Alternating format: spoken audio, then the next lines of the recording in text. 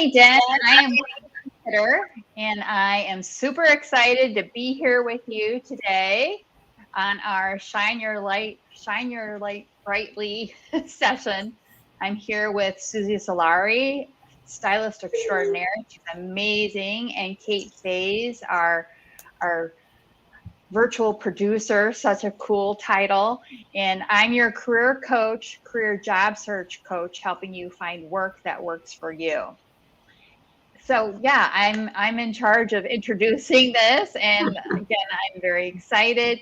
We're really going to give you great tips on shining your brightest light possible, and the whole thing, all 360, from what you're wearing, from your appearance to what you're communicating. That's what I'm covering. Susie has the appearance and other aspects, and then Kate is going to help with the technical aspect, just so you're confident with that, so you're okay with that, because you need to be confident and really be clear and calm in shining your bright light.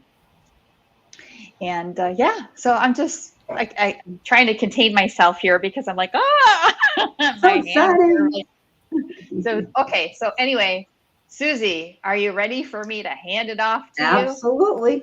We'll take over. Thank you for that awesome introduction, Christine, my little buddy. And thank you both, ladies, for being here together, the three of us, in this awesome collaboration to present, showing up brightly virtually. So my name is Suze Solari, and everything I do is to help you guys look and feel your best so that you're always showing up with confidence and on brand.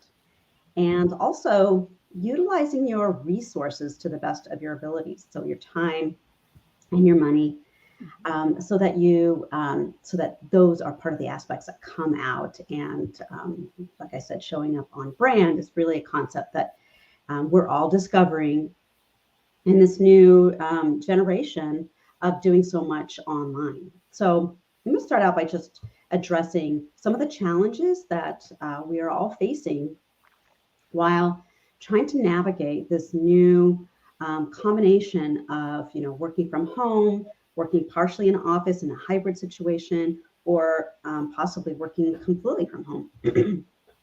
Christine touched on a little bit about, what we're going to talk about with, excuse me, I've got a little cold, so you got to bear with me here with technology. But what I wanted to address is how these lifestyle changes have affected so many aspects of showing up with confidence. So when we're doing so many virtual calls, there's such a thing as Zoom fatigue. Probably you guys have all felt it, where you're just like, oh gosh, another call.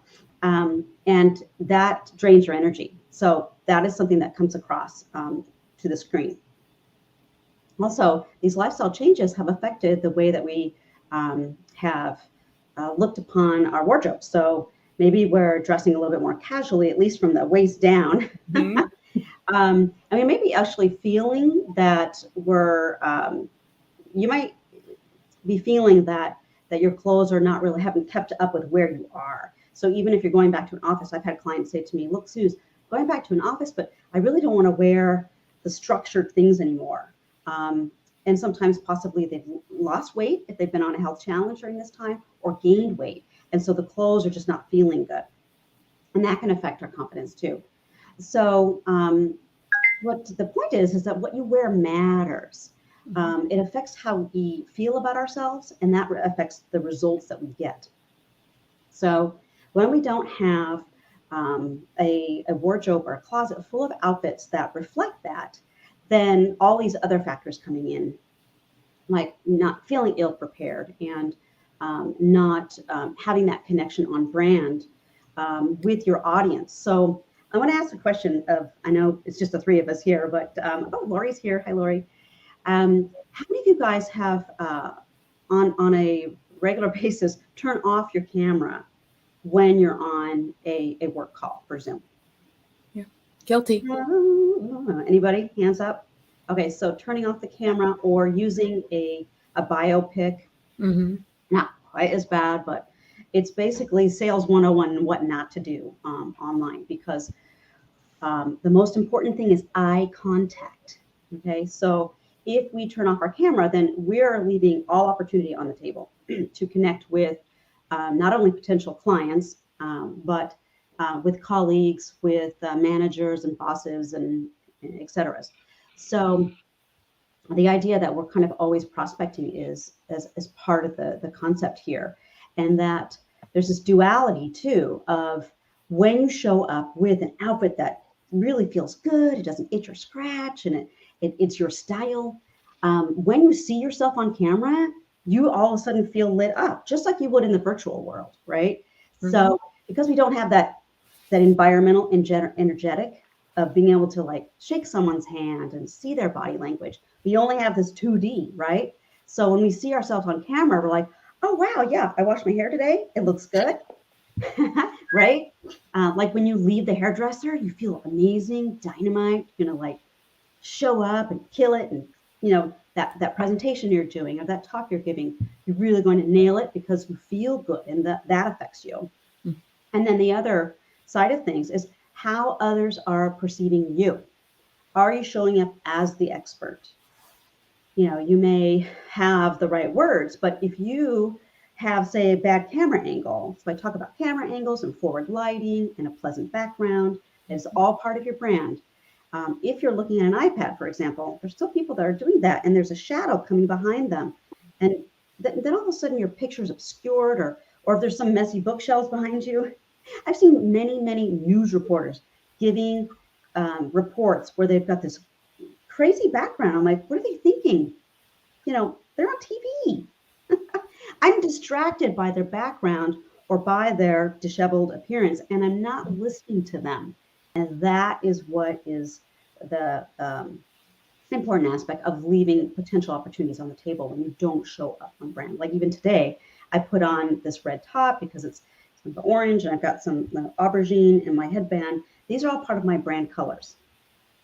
All right. So again, and I'm touching you again. I'm touching you again with different messages about being. This is my brand. I've got my books, StreamYard. My books are over here.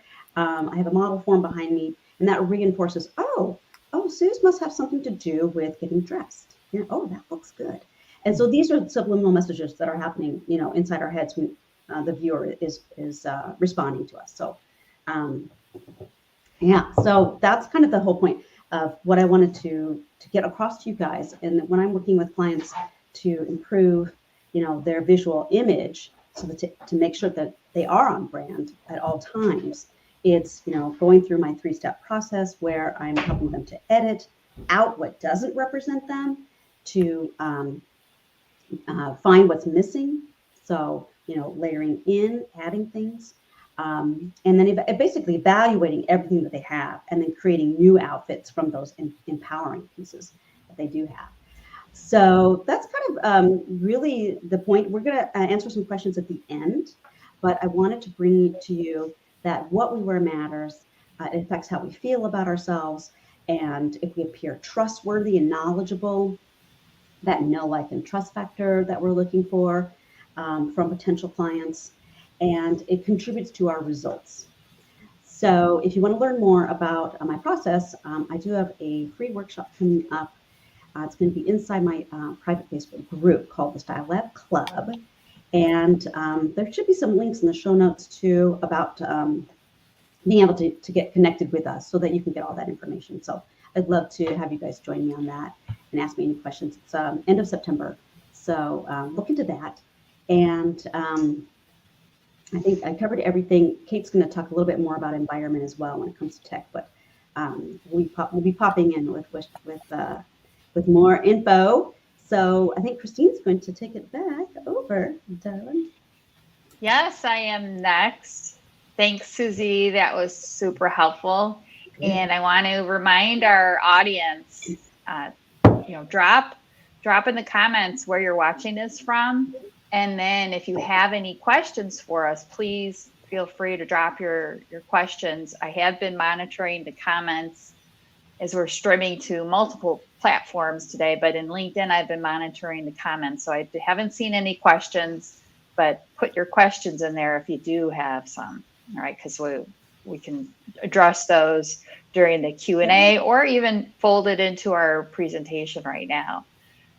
Okay, so I get to cover the content of our virtual meetings, and a lot of my clients that I work with are doing a job search. I do have clients that aren't in job search mode. We talk about their overall career plan, but it's important to share your story because that's how you're memorable from a professional standpoint. In job seekers, you especially, you want to be memorable. How do we do that? Ooh, how does it work? When you registered for this event, you should have received one of the freebies that you received was my Star Stories worksheet. That's the starting point. That's where you go to really craft those stories that you want to share in the interview process, even in putting together your resume. Your LinkedIn profile is a huge component of that. And consistently throughout your job search process. And then with your career, you need to have the clarity so you're showing up the way you want to show up. Star Stories worksheet, back to that. Your strengths. What are your strengths? You really should know what your 5 top strengths are. In the professional world, in your work experience, maybe you worked at an employer where they had you do an assessment. There's many assessments out there. And there is one assessment specifically that tells you what your strengths are. That's the Strengths Finder assessment. I like that one a lot, and I work on that one with my clients. You start with what those strengths are, and then from there, for each strength, you come up with at least one story. If you can come up with more, the better. You want to have specifics in each story. You want to have concrete, quantitative things. If you're a salesperson, you want to talk about what were your sales achievement? What were your results? Did you exceed your quota by 120%? Details like that, again, stick in the brain and stick in that hiring manager's brain, because not everyone is doing that on their resume either. So again, you want to be memorable. So use that Star Stories worksheet to come up with your stories, to craft your stories for each one of your strengths. And then from there, you can expand. But again, you want to consistently be sharing that at different touch points of your interview process and in your career. And in your career, as you work in your career, you need to keep track of those stories. And I work with my clients in helping them to keep track of those stories and to really leverage them so they can really shine even more in their career. Suze touched upon something that I just wanted to make sure that I covered with you as well. And what that is eye contact. Eye contact is so important. The eyes are the window of the soul. And when we had to switch to virtual meetings with people, it can be tricky. What do? I recommend that you look at the camera lens on your camera, and sometimes we forget where that is. It's easy to want to look at the person on your screen, look at them, but really you should have eye contact with that camera lens. So put your finger over where the camera lens is as a reminder. And if you need to put a Post-it note there, just go ahead and do that. But that should help you. Another quick tip that I wanted to share with you too is I mentioned your LinkedIn profile. Again, so many people neglect their LinkedIn profile. They're so focused on their resume. Don't do that. Your LinkedIn profile, it's so easy for someone to pull that up on their phone when they first meet you, or even when they see your name flash across their email or their screen. Your LinkedIn profile is your story, your professional story. And think of it almost as your web page too, your website. You want people to stay on your profile and learn more about you and learn your story. And you've got to spend the time on that and have a professional profile picture, and also use the banner on your LinkedIn profile. Don't have the standard LinkedIn banner. No, no, no, no, no. That is free real estate to communicate you. And I've heard other coaches, I think we're all basically on the same page with this. That is your free billboard for you to get your brand across and your message across. And yes, I'm waving my hands because this is important. How many times do you see that, Christine? Yeah, right? That's huge. Yeah, It you're is. right. It It's really is. prime real estate. Yep, every square inch of that LinkedIn profile, utilize it. I am in full agreement on that. Yeah, and if you, another tip too is if you need some good examples, LinkedIn is rich in resources. LinkedIn is such a fabulous platform, and they have excellent examples of LinkedIn profiles, and they give different types of ways to go at it. And I'm here to provide service to you.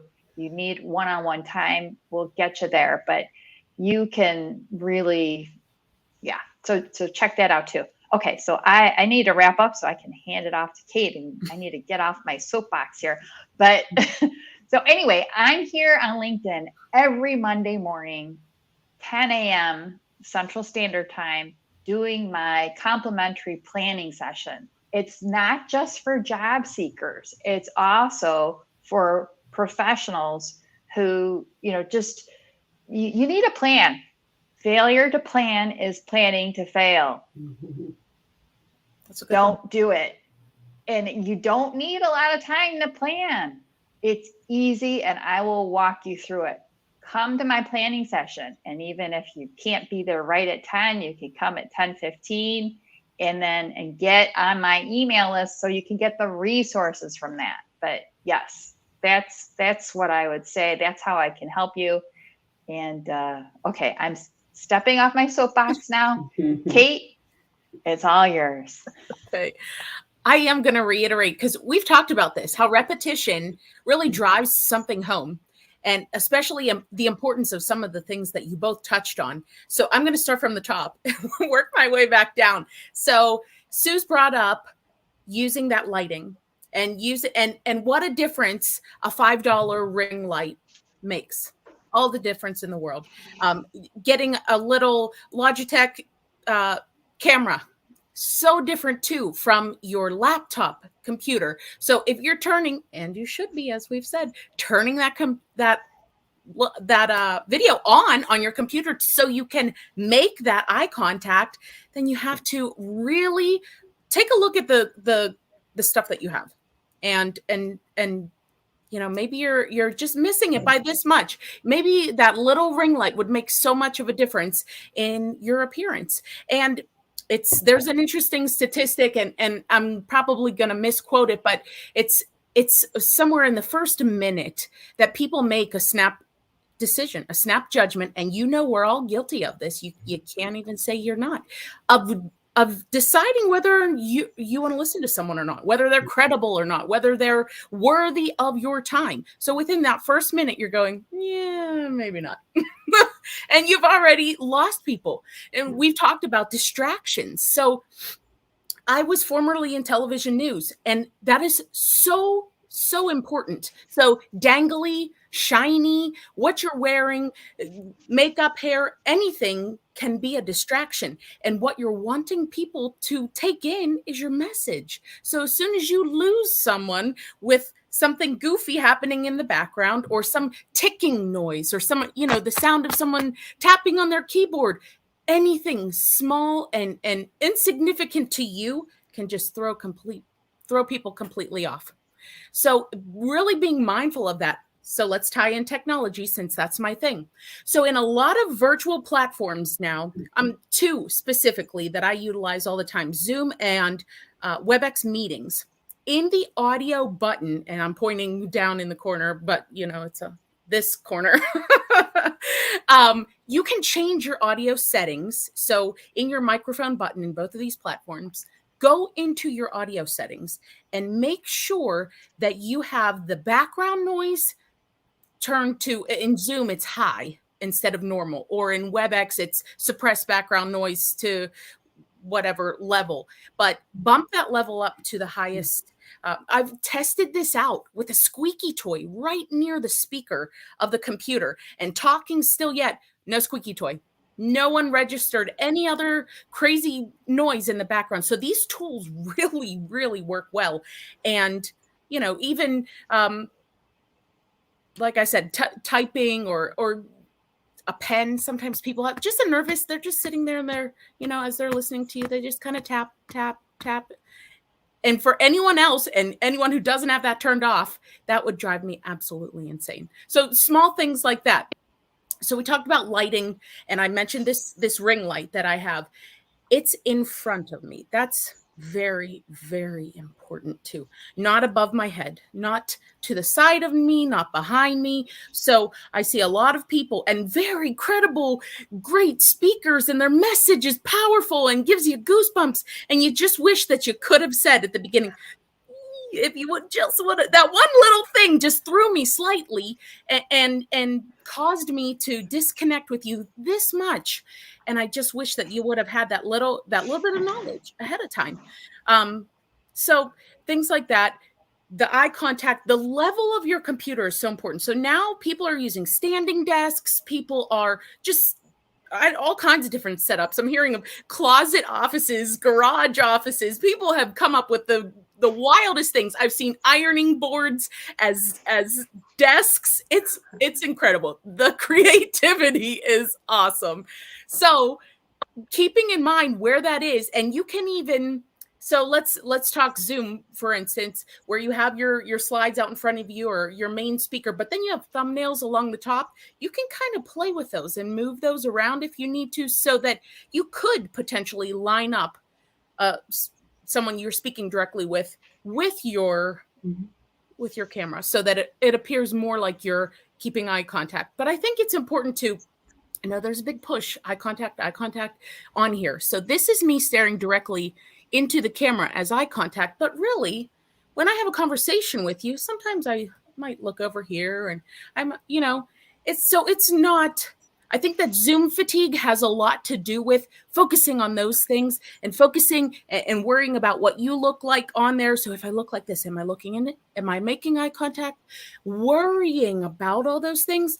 I think knowing that, making a conscious decision to focus on eye contact, but just being natural too. Like right now, I'm not looking at that little circle, but it looks to you probably like I'm making eye contact with you. But being comfortable and not obsessing about those things, so that you're like, oh, I can't wait to turn this camera off because I am just so uncomfortable. I think that plays a huge part in this. And I do agree, people nowadays, we don't have that connection. We're not in the office. We don't get to see people and connect with people. So this is our connection. And I'm seeing in a lot of virtual meetings and such, when there's an activity where people get to work together and have that conversation time, like a breakout, people just want to be in there all day. They come back, well, we didn't have enough time. Like, you were in there for 20 minutes. What do you mean you didn't have enough time? We don't have all day. But it's interesting to see that people are really missing that human connection. And this is the best way that we can do that. So technology, otherwise, I think it's really important to have a base knowledge. There are a lot of tools that I don't see people using. So Zoom has update after update, and I'm loving it because that's my shtick. That's, what I do for a living. But keeping people up to date and saying, okay, well, did you know we could do this now? Did you know we could do this? Did you? And everyone's going, oh, no, bare minimum. I clicked on the link. I unmuted. I turned on my video at best. I might not have even turned my video on.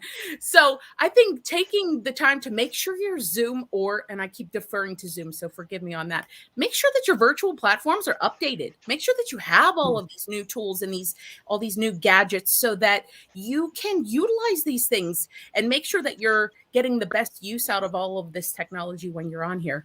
Can you tell us one, Yes. Kate, like one new update from Zoom?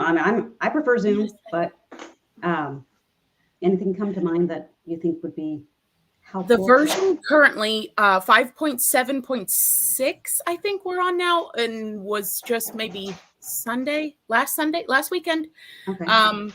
And it doesn't always prompt you. So I think some people say to me, well, I didn't see any alert. I don't know anything about that. So you might just have to hop on there and check, get on up in the top corner and click on your profile picture, scroll down, and then, check for updates in all of these platforms. Yeah. Check for updates.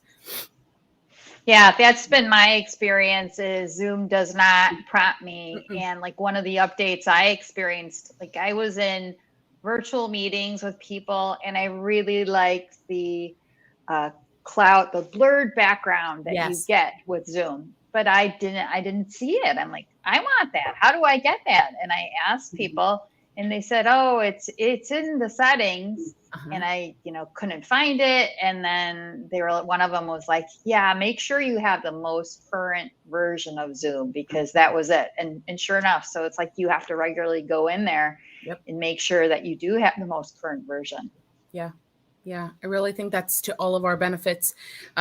Just all these new things that we can do to better utilize these platforms. Yes, I see a comment coming through now from Julie. It's in settings, right? Just going through each and every one and make sure before you have a meeting or a session or whatever it is, even when maybe you have someone like me, a producer on the line, introducing tech tools at the beginning and saying, oh, this can be found here, this can be found there. And then I have a handful of people pretty much every session going, well, I don't have that. And I don't have that. I only have this or this.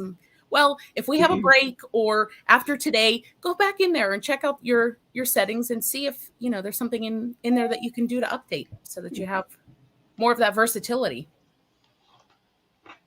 Yeah, absolutely. And I wanted to say too, I do have the bulk of my experience is with Zoom. However, I have used Teams. I personally prefer Teams. I felt that, but then again, I mean, Zoom and Teams have their individual pros and cons. And I think Zoom is just the easiest for everybody to use. I'm in agreement. But I see them competing neck and neck. So where Teams allowed you to utilize different apps within the platform, Zoom now has that. That's part of their newest update is you can use I'm just trying to Miro boards or something. You can use those apps right inside the platform, which is really neat. And I think the for me as a producer, ease of breakouts and being able to shift people around or move people in and out as they have to pop on and off of the line for other meetings or other things happening in their lives. I need that flexibility to maneuver in these different platforms. And Zoom definitely does offer ease of doing that. Yeah, it does. Do we have more tools, Kate, or we do have some questions coming in? I saw one that I'd be happy to answer, but do you still have some more tech tools for us? Or? Oh no, if you want to jump into some of these questions, I think that would be a great idea. And I can't see all of them. There's not a list for me, but I do recall some that popped up. I just wanted to say hi to all of our viewers and people who are putting in great comments. And I love the one that came just now from Kelly Butler about changing her perspective on these tools. Instead of saying, oh my God, it's such a pain. Oh, I hate this. Is just flipping that switch and that script, I should say, and saying, oh, I get to learn this and I get to expand my brain and evolve. So that's what a lot of all of these things we're talking about is Bobbin, kind of thrown these challenges. And so it's a good way to just change your viewpoint. But I did also want to answer a question that came through about a story, like one of Christine's star stories, which I love her little sheet. And you guys make sure that you do definitely get ask for a copy of that. Also included when you sign up, it should be my top 3 tips for crushing your Zoom calls. Didn't mention that earlier. So you'll get a copy of that. If you didn't, just send me a message and I'll make sure that you get that. And that's my top 3 what to wear items for showing up on brand. And it's a bright colored top with a V-neck, even for guys, because that's the most flattering silhouette. It's nice to show a little bit of skin. Not too much, but unless you're in Latin America news, they have different culture, but a bright colored, I like to talk about jewel tones. And then something like a necklace, a statement necklace, or an earring. In my case, I'm in creative industry, so I can wear both. And then something comfortable on the bottom that's also chic that you can still go out and pick up the groceries or whatever it had to be that you weren't in your pajama pants. So those top 3 tips for crushing your Zoom calls. But what I wanted to address was a story. So I was working with a client about 2 years ago, and she's in the healthcare industry, and she wanted her next level jump up in her career. So she had her eye on the C-suites, as we like to say, right? And she knew that she didn't have time. She was so busy building her career that she still had really outdated clothing that just she knew did not represent the executive person that she was wanting to be. She had things from college even. And so she reached out for help. And what we did was we removed all those things that didn't give her that confidence and that branding of the executive. But we went shopping, and that was the biggest thing because she really didn't have a lot. I called her like an overpurger, where she would just remove, but then not replenish what she was missing. So she ended up wearing the same, things over and over again that didn't make her feel good, that didn't light her up. And when we went shopping, we made all these great outfits. And the success was that she felt so confident in all these interviews that she was doing. And so that's the thing that I talk about with Christine a lot too. She's a career coach. So it's having these outfits planned for you and ready to go the night before, talk about staging. So with Rachel, we were able to stage these outfits for each one of her interviews because there's so many, when you're job searching, there could be like 10 interviews, right, Christine? I mean, that surprised me. Oh, yeah. That you could have that many. And yes. So she was successful in gaining her dream job, and she doubled her salary overnight. So it was just a wonderful story that I felt like so proud that I could be part of her team. So that's one of my star stories. That's awesome. That's great. That's wonderful. And you brought up a point that I wanted to touch upon too. And one of my clients who landed recently, she had really good connections too. So we were building to cultivate those connections. But her experience in the interview process was, yes, lots of steps, lots of interviews. Mm-hmm. And as one of our questions that we received, like I believe it was Kelly who brought up the question or made the comment of seeing things in a positive light. Don't be sucked into the negative, because if you're job searching, you could easily be sucked into, oh gosh, I have to do 4 interviews and I have to, one of them is a panel interview. Don't go down that road. Don't let your energy go in that direction. It's an energy suck. It doesn't serve you in any way, shape, or form. Instead, remember, you are vetting the company as much as they are interviewing you. And it's to your benefit. You want to make sure that where you go next, your next position is work that works for you, that it excites you. Like when your alarm goes off in the morning, you can't wait to get to your desk or just get started and, and really thrive and be happy.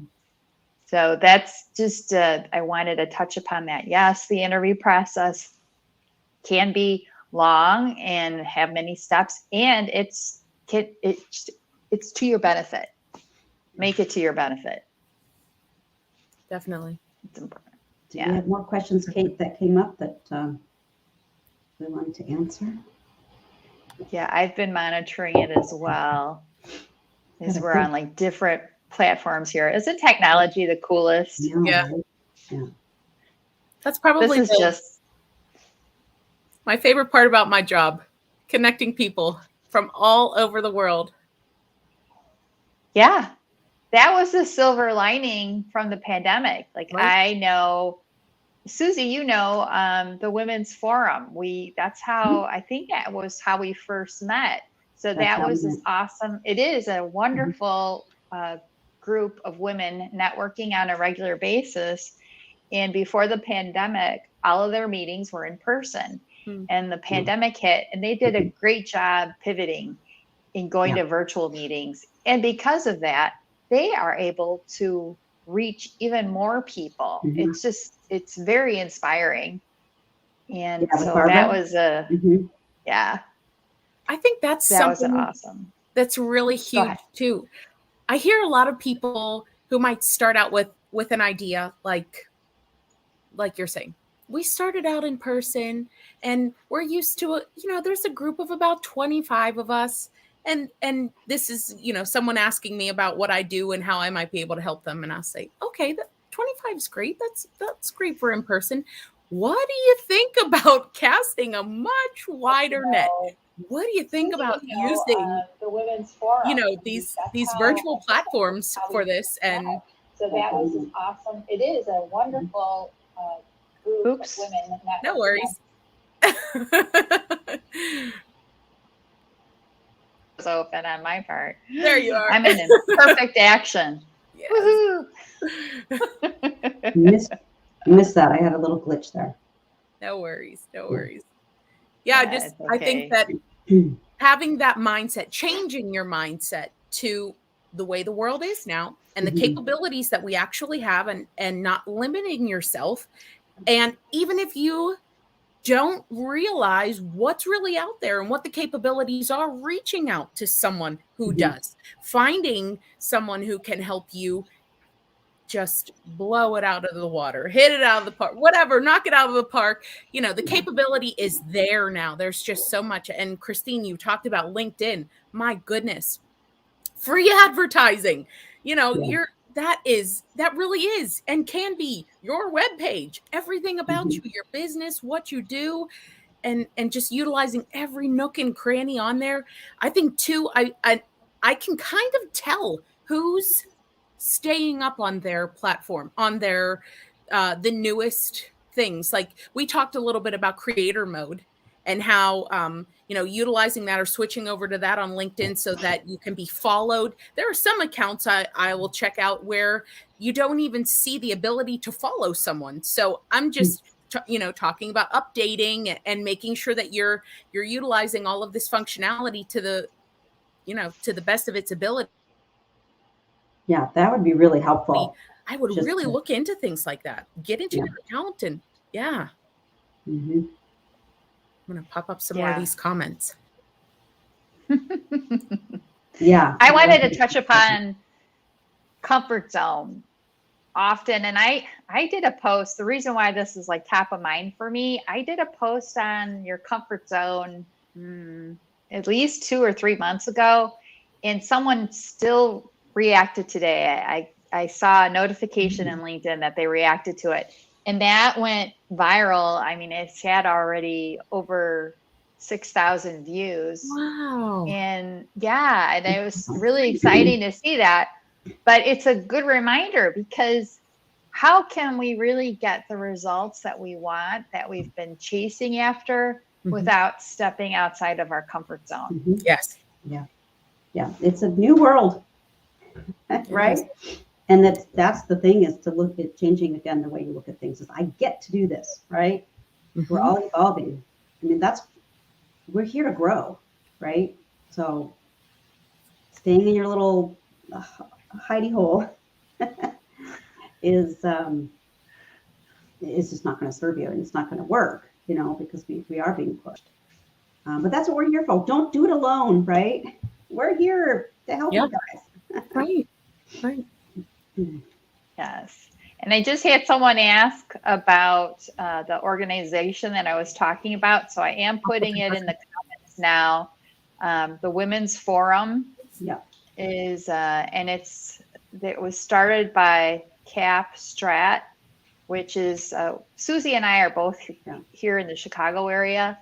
and Kate is in the Pittsburgh area. Mhm. And but yeah, it's definitely, you want to check out the Women's Forum because they are absolutely amazing.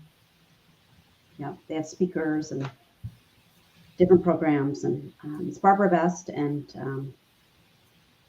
Nancy. Nancy Rizzolo. Yes, yeah, they always have great resources for us. So yeah. And the thing is too with technology, getting back to that, because some of us may have the story playing in our head, and I had been doing that. It's like, oh, I'm not good at technology. Stop that. That's Yes. that doesn't serve me in any way, shape, or form. And as I stretch outside of my comfort zone, I'm just going for it, and I made a connection with Kate not too long ago this year. And here we are doing this collaboration with Suze, and, and it's great. I'm having a blast. So I Just about encourage all of networking. you. Yeah. Yeah. And collaborating and creating strategic partnerships, and Mhm. we can absolutely grow our careers online and show up brightly with confidence everywhere we go, and whatever platform. So true. To Or multiple at once, as we're doing here today. all right. Who knew? I know it's on my Facebook Live at the moment, so I went to go look at some questions. And, pretty cool stuff. Yeah. Very cool stuff. I'm going to go ahead and put my profile in the comments on LinkedIn too. I'm assuming that everyone is connected to me, but if not, you can connect with me or follow me, because that is important as I post every For day. LinkedIn? And Very yeah. I want to make sure that people get my resources. Mhm. And you can check all of those out in the comments. I've added all of our YouTube pages and our LinkedIn pages, our business pages, Facebook, whatever pages are associated with everything that we're doing, so that you can reach out and get connected and learn more, become a connection, become a follower. Right. All of these things are so important. I think especially for women, really working together and connecting with each other and doing little things like that. Follow my YouTube page, or follow my, my business page, and working together like that. Really boosting each other. Yeah. And helping each other grow and connecting through, our communities together. Right. So we're almost at time, guys.